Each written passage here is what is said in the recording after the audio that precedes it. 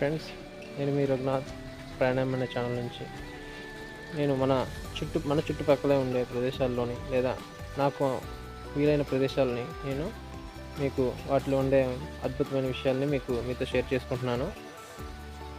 దయచేసి నా యొక్క ఇన్ఫర్మేషన్ని తీసుకుంటారని ఆశిస్తున్నాను.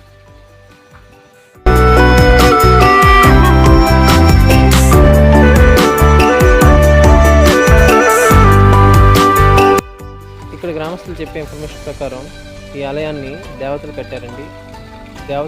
దేవతలచే పూజింపబడుతున్న ఒక ఆలయం. ఇందులో ప్రధానమైన దేవుడు శివుడండి. అందుకనే ఇక్కడ ఈ స్వామివారిని దిబ్బేశ్వర స్వామి అంటారు. ఈ ఆలయాన్ని దిబ్బేశ్వరాలయం అని అంటారు.